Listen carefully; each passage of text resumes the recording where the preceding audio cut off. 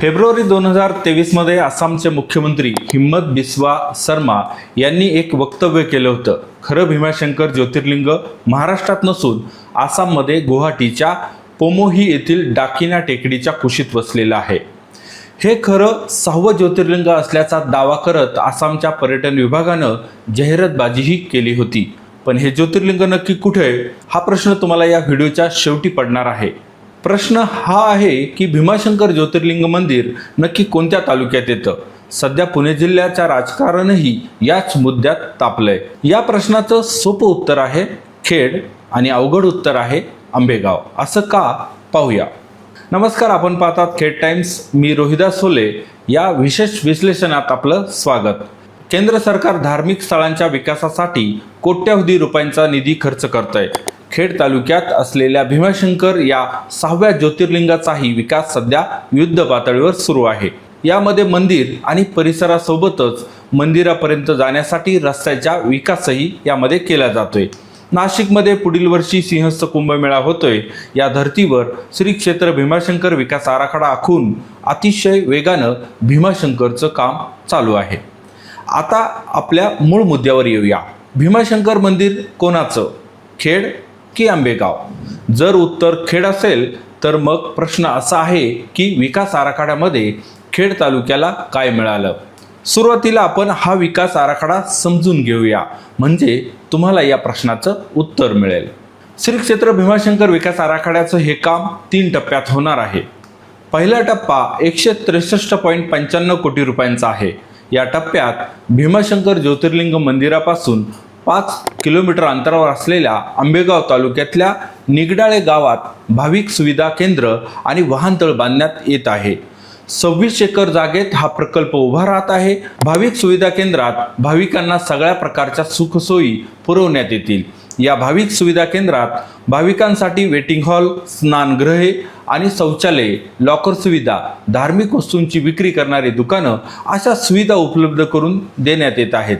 आकडेवारीचा विचार केला तर यामध्ये 50 पुरुष प्रसाधनगृहे, 60 महिला प्रसाधनगृहे, दिव्यांगांसाठी 4 प्रसाधनगृह, 100 मूत्रविसर्जनगृह आणि 50 स्नानगृहे असतील. पहिल्या टप्प्यात होत असलेला वाहनतळ इतकं भव्य आहे की वाहनतळामध्ये 2000 4 व्हीलर, 200 बस आणि 5000 दुचाकी पार्किंगची सोय होणार आहे.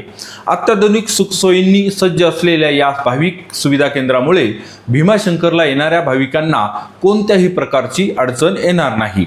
भाविकांच्या सुरक्षेसाठी आणि यात्रा उत्सवाच्या काळात सुरक्षा व्यवस्थेची सोय करण्यासाठी आंबेगाव तालुक्यातल्याच या निगडाळे गावातच विशेष पोलीस ठाणं आणि पोलीस आरामगृह बांधण्यात येणार आहे. एवढंच नाही तर भाविकांना मंदिरापर्यंत जाण्यासाठी निगडाळे ते भीमाशंकर शटल बस सेवा असणार आहे. कोणतेही खाजगी वाहन भीमाशंकरला जाणार नाही, त्यामुळे वाहतुकीत कुठलाही अडथळा येणार नाही. या पहिल्या टप्प्याच्या कामासाठी आवश्यक जमीन अधिग्रहण आणि प्रशासकीय मान्यता मिळून निधी उपलब्ध झालाय आणि कामही प्रगतीपथावर आहे. आता पाहूया दुसऱ्या टप्प्यात काय आहे. हा टप्पा 90.42 कोटी रुपयांचा आहे. दुसऱ्या टप्प्यात भीमाशंकर ज्योतिर्लिंग मंदिर परिसर, राम मंदिर आणि दत्त मंदिराची पुनर्बांधणी आणि त्याचबरोबर दिव्यांगांसाठी विशेष व्यवस्था अशा वेगवेगळ्या सोयी सुविधा मंदिरात उभ्या करण्यात येत आहे. या टप्प्यातलं महत्त्वाचं काम म्हणजे महादेव वन परिसर विकास. महादेव वन परिसराचा विकास निसर्गाच्या जपणुकीसाठी महत्त्वाचा असणार आहे. या टप्प्यामध्ये या परिसरात 7 एकरचं उद्यान, 4 एकरात पसरलेला 12 ज्योतिर्लिंग असलेला भारताचा नकाशा असं भव्य आकर्षक असणार आहे. या टप्प्यात प्रसिद्ध बॉम्बे पॉइंटचाही विकास होणार आहे. हेही काम सगळ्या मान्यता आणि मंजुऱ्याही मिळून प्रगतीपथावर आहे. आता पाहूया आराखड्याचा तिसरा टप्पा. हा टप्पा 33.80 कोटी रुपयांचा असेल. तिसऱ्या टप्प्यात राजगुरुनगर मधून भीमाशंकरला जाण्यासाठी मार्ग आहे. हा मार्ग नक्की कसा आहे पाहूया. हा मार्ग राजगुरुनगर पासून शिरगाव मार्गी तळेघर आणि आंबेगाव तालुक्यातल्या तिथून पुढे निगडाळे गावात जाईल, जिथं भाविकांसाठी सोयी सुविधा असणार आहेत. या टप्प्यात खेड तालुक्यात असलेल्या बोरगिरीतल्या कोटेश्वर मंदिराचा जीर्णोद्धार होणार आहे. बोरगिरीपासून पुढे गुप्त भीमाशंकर, साक्षी गणेश आणि हनुमान मंदिरापर्यंत वॉकिंग ट्रेल तयार करून भीमाशंकरपर्यंत पायी चालत म्हणजेच ट्रेकिंग करत पोहोचता येईल. तिसऱ्या टप्प्याच्या नियोजनात भोरगिरीमधील 100 एकर खाजगी जागा अधिग्रहित करून वाहनतळ आणि इतर सुविधा करण्याचं प्रस्तावित आहे. परंतु हा भाग इको सेन्सिटिव्ह झोन असल्यामुळे त्यानुसार ते काम केलं जाईल. या नियोजनामध्ये मंदिर परिसरात राहणाऱ्या सुमारे 125 कुटुंबांचं पुनर्वसन 36 एकर जागेत करण्यात येणार आहे. मंदिर हे भीमाशंकर गावठाण परिसरात येत असल्यामुळे गावठाणाचं पुनर्वसन आदर्श ग्राम प्रकल्पांतर्गत करण्यात येणार आहे. सध्या गावचं क्षेत्र 37,000 चौरस मीटर असून प्रस्तावित गावचं क्षेत्र 52,000 चौरस मीटर असणार आहे. या नवीन वसाहतीत 80% घरं 500 चौरस फुटांची तर 20% घरं 1000 चौरस फुटांची असणार आहे. नव्यानं वसण्यात येणाऱ्या या गावात ग्रामपंचायत इमारत, प्राथमिक आरोग्य केंद्र, प्राथमिक शाळा, समाज मंदिर, मध्यवर्ती सभागृह, बाजारपेठ अशा सगळ्या जीवनावश्यक आणि मूलभूत सुविधा समावेश आहे. या नव्याने वसवण्यात येणाऱ्या गावाला भीमाशंकरवाडी असं नाव देण्यात आलंय. हा होता थोडक्यात सांगता येईल असा श्री क्षेत्र भीमाशंकर विकास आराखडा. भीमाशंकर मंदिर खेड तालुक्यात आहे. मग विकास आराखड्यानं खेड तालुक्याला काय दिलं, चला पाहूया. आपण आराखडा पाहिला, आता आपण या आराखड्यामुळे तयार होणारे प्रश्न पाहूया. उघड पाहिलं तर या विकास आराखड्या अंतर्गत होणाऱ्या पहिल्या 2 टप्प्यातील विकास कामे ही आंबेगाव तालुक्यातच होत आहेत. पहिल्या टप्प्यात 163.95 कोटींचा खर्च करून आंबेगाव तालुक्यातल्या निगडाळे गावात भाविक सुविधा केंद्र आणि वाहनतळ उभारण्यात येते. दुसऱ्या टप्प्यातही होणारी 90.42 कोटींची कामं आंबेगाव तालुक्यातच होत आहे. तिसरा टप्पा जो खेड तालुक्यात होणार आहे तो आहे 33.80 कोटींचा.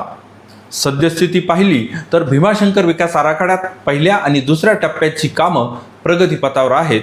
हे दोन्ही टप्पे आंबेगावमध्येच आहेत.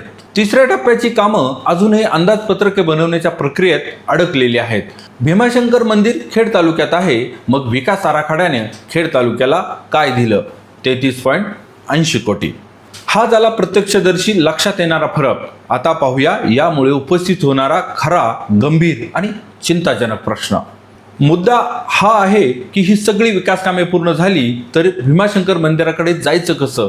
या विकास आराखड्याच्या माध्यमातून भीमाशंकरपर्यंत पोहोचण्याचा मार्गही विकसित करण्याचं ध्येय सरकारनं ठेवलं आहे. त्यासाठी बऱ्याच मार्गाचं काम होणार आहे.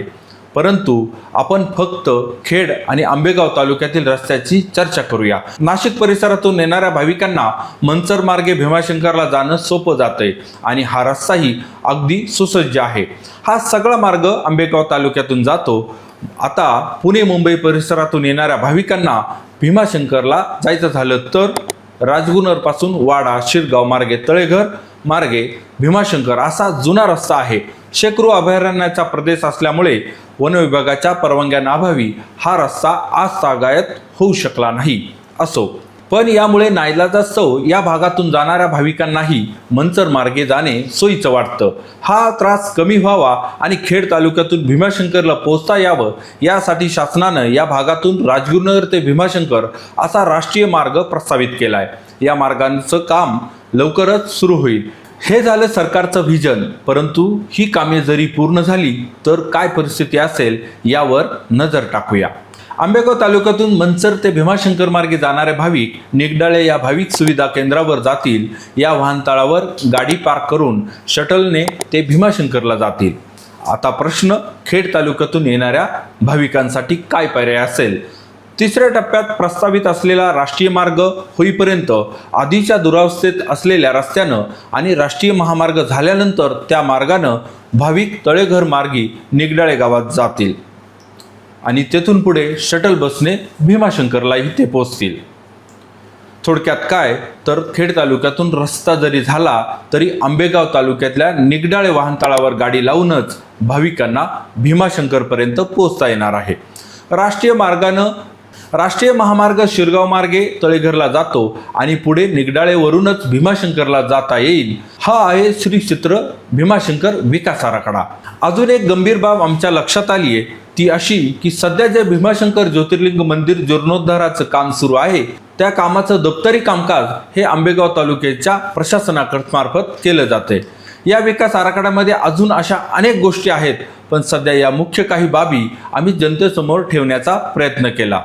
शेवटी हा प्रश्न जनतेला असणार आहे, भीमाशंकर मंदिर खेड तालुक्यात आहे, मग विकास आराखड्यानं खेड तालुक्याला काय दिलं? धन्यवाद.